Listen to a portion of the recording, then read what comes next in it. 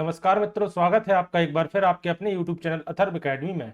दोस्तों, इस क्लास में हम डिस्कस करेंगे 13 अगस्त यानी कि आज के मध्य प्रदेश पुलिस कांस्टेबल में फर्स्ट शिफ्ट में पूछे गए प्रश्नों के बारे में। तो वीडियो को पूरा जरूर देखिएगा। प्रश्न पूछा गया था, विद्युत धारा का एसआई मात्रक क्या होता है? तो जैसा कि आप सभी जानते होंगे, विद्युत धारा का एसआई मात्रक होता है एम्पियर।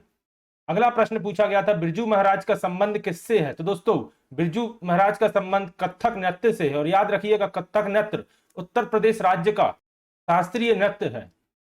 अगला प्रश्न था, सोनल मानसिंह का संबंध किससे है? तो दोस्तों याद रखिएगा, सोनल मानसिंह एक नर्तिका है और इनका संबंध भरतनाट्यम नृत्य से है।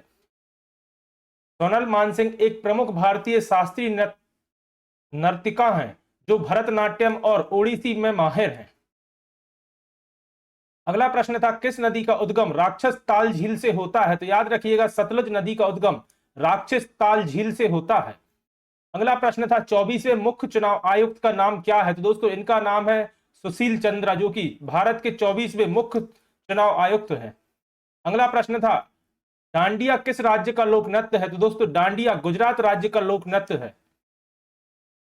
अगला प्रश्न था, राज्य हड़प नीति को लागू कर राज्यों का ब्रिटिश साम्राज्य में विलय किसके द्वारा किया गया था? तो दोस्तों, इसका सही जवाब था लॉर्ड डलहौजी द्वारा। राज्य हड़प नीति को लागू करने के बाद राज्यों का ब्रिटिश साम्राज्य में विलय किया गया था।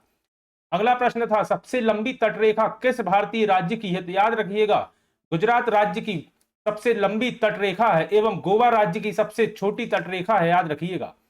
फिर प्रश्न था, लूनी नदी कहां जाकर समाप्त हो जाती है? तो दोस्तों, गुजरात में कच्छ के रण में जाकर लूनी नदी समाप्त हो जाती है।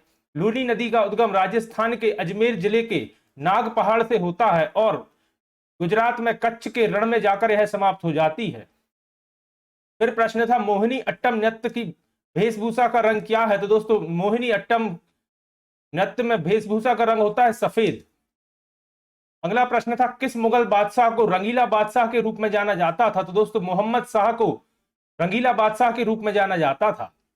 अगला प्रश्न था, भोजन का पाचन किस परिवर्तन का उदाहरण है? तो दोस्तों, भोजन का पाचन एक रासायनिक परिवर्तन का उदाहरण होता है।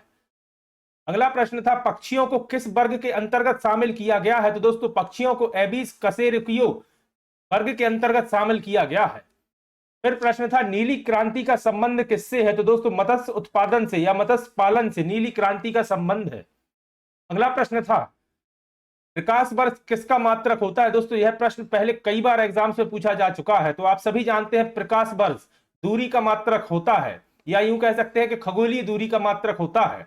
दूरी का सबसे बड़ा मात्रक पारसेक होता है और एक पारसेक बराबर 6.26 प्रकाश वर्ग के बराबर होता है, प्रकाश वर्ष के बराबर होता है।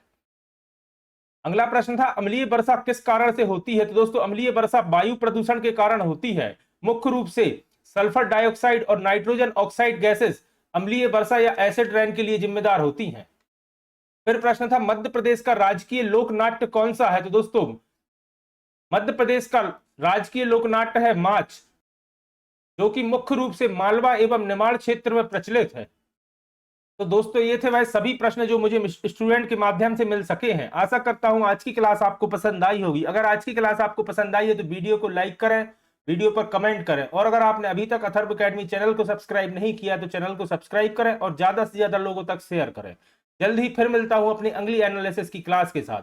धन्यवाद दोस्तों।